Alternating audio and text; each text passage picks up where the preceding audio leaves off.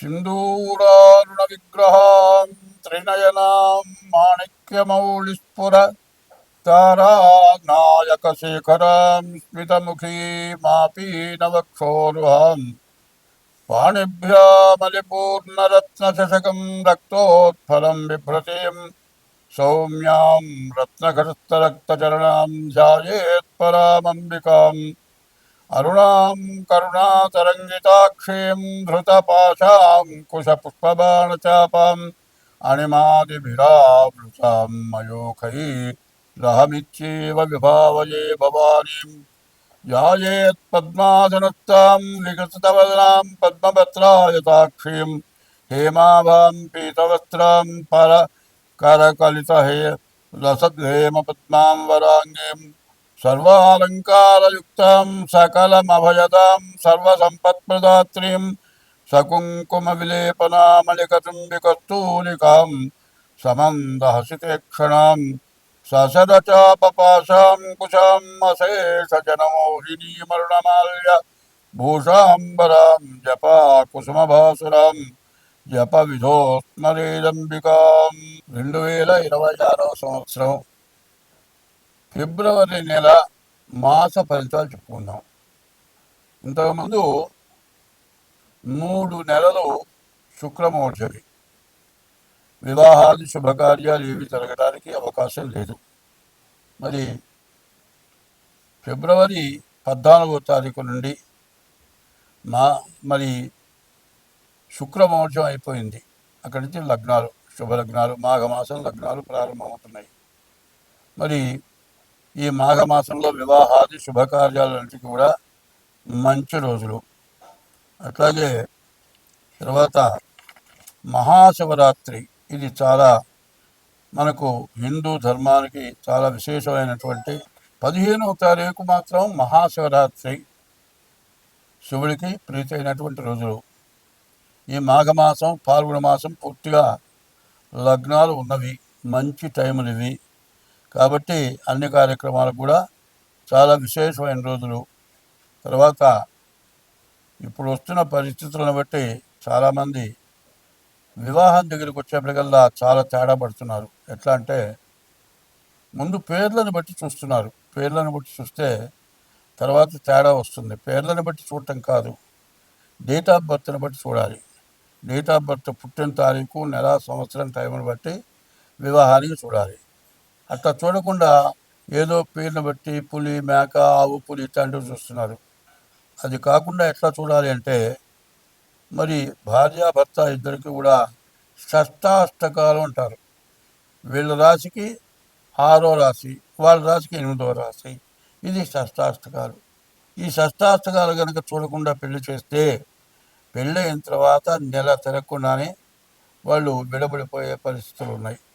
ఇది కాకుండా కాల సర్పదోషం, కుజ దోషం, ఇవి ఒకటి, షష్టాష్టకాలు ఒకటి ముఖ్యంగా చూడాలి. ఇవి చూడాలంటే ఇద్దరికి కూడా, పెళ్లి కూతురు పెళ్లి కొడుకు కూడా డేట్ ఆఫ్ బర్త్లు అన్నీ చూసుకోవాలి. ప్రతి వాళ్ళు ఏం చేస్తున్నారంటే వివాహానికి ఖర్చు ఎంత ఖర్చు పెడుతున్నారంటే, ఒక భోజనం, పాట కచేరీను, మరి సరిగ్గా చెప్పాలంటే మరి ఈ భోజనం ఎట్లా ఉంటుంది, అంతా రకరకాలైన పిండి వంటలు విపరీతమైన ఖర్చు పెడుతున్నారు. బఫే అంటారు. ఈ బఫేలో వాళ్ళు 20 రకాలు చేస్తే వాళ్ళు 30 చేయాలి, వాళ్ళు 50 చేయాలి, ఒకళ్ళు 60 చేయాలి, పాట కచేరీ పెట్టాలి. ఈ పెళ్ళి జరిగేటప్పటికి ఖర్చు దాదాపు లక్షలు పెడుతున్నారు. కానీ ముఖ్యమైనది అంటే పెళ్ళి జరగాలి అనేటట్లయితే, పెళ్ళి జరిగితే రేపొద్దున భార్యాభర్తలు ఇద్దరు కూడా కలిసి శాశ్వతంగా జీవించాలి.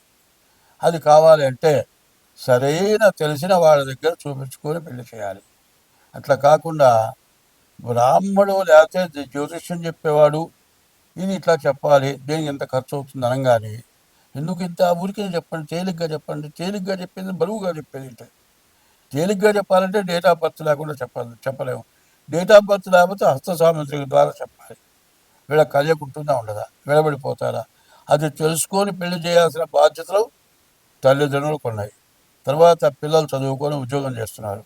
ఉద్యోగం చేస్తుంటే ఆడపిల్ల మగపిల్లలు కూడా అక్కడ ఉద్యోగం చేస్తున్నారు. వీళ్ళు మాట కలిసి మేము ప్రేమించుకున్నాం, మేము పెళ్లి చేసుకుంటాం, వాళ్ళు సెటిల్ అయిపోతారు. సెటిల్ అయిపోయి తల్లిదండ్రుల దగ్గరికి వచ్చి నేను ఒక అమ్మాయిని ప్రేమించాను, నేను పెళ్లి చేసుకుంటాను.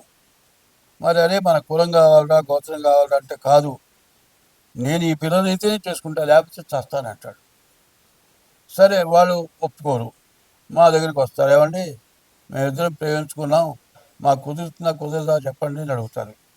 ఇవాళ మీకు కుదరదు చెబితే మానుకుంటారంటే మానుకోరు. మానుకున్నప్పుడు మంచిగా చెడ్డ చూసుకోవాల్సిన అవసరం ఏముంది? ఇప్పుడు పెళ్లి చేసుకోవాలంటే ముందు జాతకాలు కలిసి లేవో చూడాలి, చూసిన తర్వాత పిల్లలు చూడాలి. అది లేకుండా పెద్దవాళ్ళు కానీ చేసుకుంటే పిల్లలు కానీ స్వతంత్రమైన తీసుకొని ఈ విధంగా చేసుకొని నెల 2 నెలలు తిరగాలి, కోర్టుకెక్కి మరి విడాకులు రాక విపరీతంగా కోర్టులో ఇవన్నీ మూలుగుతున్నాయి.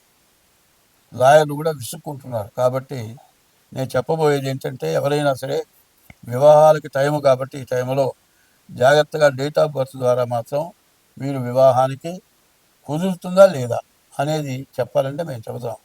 అయితే దానికి తగిన ఫీజు తీసుకొని చెబుతాం. ఇట్లా చేసుకుంటే మీకు అన్ని విధాల మంచిది. స్వస్తి.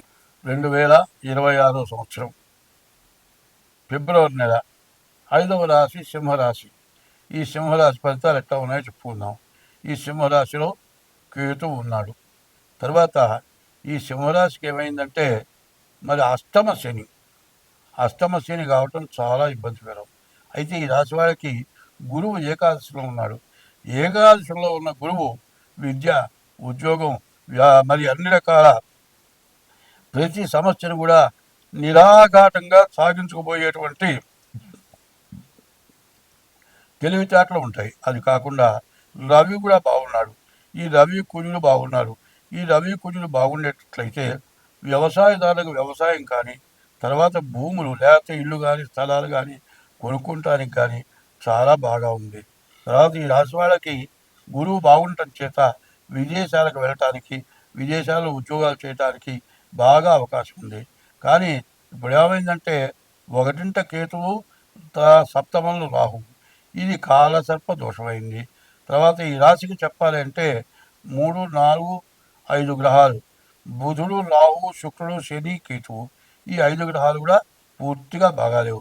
ఈ బాగుండకపోవటం చేత భార్యాభర్తలకు అనుకూలత లేకపోవటం, అనవసరమైన తగాదాలు రావటం, అన్నదమ్ముల్లో కానీ, అప్పజెల్లెల్లో కానీ, తండ్రి కొడుకుల్లో కానీ ఆస్తి విషయాల్లో గొడవలు వచ్చి కోర్టుకి ఎక్కే పరిస్థితి కూడా వస్తుంది. దీని నుంచి బయటపడాలి. అష్టమ శని ప్రాణకంటకుడు, ప్రాణం తీసుకున్నంత పని అవుతుంది. కాదు, ఈ బాధలు పడలేక చచ్చిపోదామనే పరిస్థితి కూడా వస్తుంది. ఇదంతా కూడా ఈ సింహరాశి ఎట్లా అయిందంటే ఆ మఖ నక్షత్రం 1, 2, 3, 4 పాదాలు, పుబ్బ 1, 2, 3, 4 పాదాలు, ఉత్తర మొదటి పాదం, ఈ 9 పాదాలు కలిసి సింహరాశి.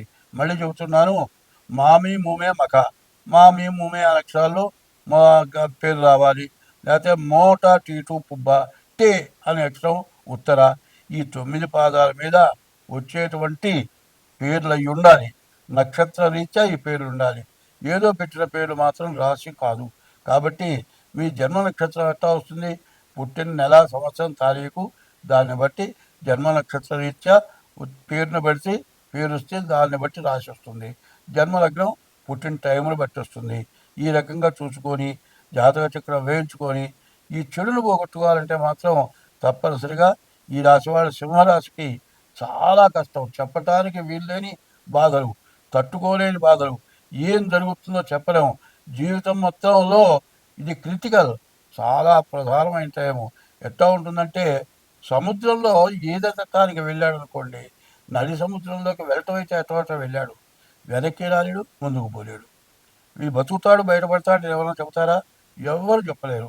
అట్లాంటి పరిస్థితి ఈ సింహరాశి కనబడుతుంది. ఈ సింహరాశి వాళ్ళు ఎంత జాగ్రత్తగా ఉంటే అంత మంచిది. అష్టమ శని ప్రాణకంటకుడు, ప్రాణం తీస్తాడు. మీరు పూర్వజన్మలో పాపాలు చేసుకొని ఉంటే ఈ పాపాలు మొత్తం అనుభవించాల్సిన అవసరం ఉంది.